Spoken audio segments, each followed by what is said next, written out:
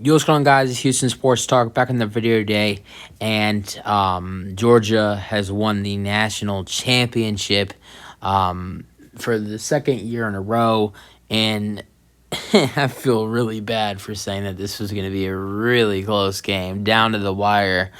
This wasn't even a close game after the first quarter. Oh, was it? I guess you could say it was kind of a close game through the first quarter, but this wasn't even a close game through through the first half. Let's just say Georgia pretty much knew they were going to win this game at halftime, unless a miracle happened. As Georgia wins this one 65 to 7.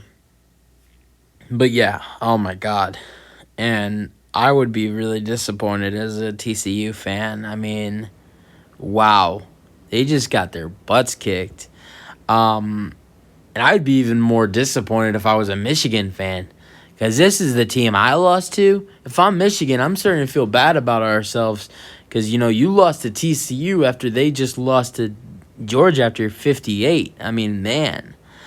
And honestly, I was thinking about it before I started this video. And I started thinking about it. What could be crazy is that possibly, next year's rankings, when they do the next year's rankings to start the season, whatever they do, going into next season, when they do the preseasons, the preseason starting rankings for week 1 of next year's college football season, Michigan could be really hurt by this, possibly out of the top 5, in my opinion, because of just the factor about how they lost to TCU, and TCU lost by 58 to Georgia. I think both TCU and Michigan are gonna be kind of be, I don't know, really hurt by these two losses and by this loss in next year's rankings. I saw in the pre-rankings, I can't remember what they had Michigan at, but they the ESPN released a way too early standings, and they had TCU at 12. So I don't know what Michigan would be at, but right now, if I had to do the way too early standings, I'd put 1, of course, Georgia, because they just won. 2, personally, I got to go with Alabama. You always got, even though you always got to put them in the top 3, top 4 in the beginning of the season. Then I go Ohio State, and then I don't know, I don't know who I go next. I go Michigan, I guess. Then Michigan at 4. I saw something about the ESPN says Florida State at 4. That surprised me. But I don't know. I was just thinking about that, and it just made, could Michigan be hurt by going into next season? In the next season's rankings, could that hurt them about how they lost to TCU and TCU lost to Georgia by 58? I don't know. I was just thinking about that. Let's get into the game, though. There's not a lot of TCU talking about scoring wise, so we start with the Stetson Bennett 21-yard touchdown run, and then a field goal by Georgia. Then the only TCU score is a Max Duggan 2-yard touchdown run to make it 7-10. Then a Stetson Bennett touchdown pass to Ladd McConkey to make it 17-7. Then in the second quarter, the first score of the second quarter would be a Stetson Bennett, another rushing touchdown, 6 from 6 yards, 7-24. Then a Kendall Milton 1-yard touchdown for Georgia to make it 7-31. Then going into halftime, Stetson Bennett makes a touchdown pass to Aldani Mitchell for 22 yards. That's 38-7 going into halftime. Then Georgia scored 2 touchdowns in the third quarter. A Stetson Bennett touchdown to Brock Bowers for 22 yards, 45-7. Then another touchdown for Ladd McConkey for 14 yards from Stetson Bennett, 7-59.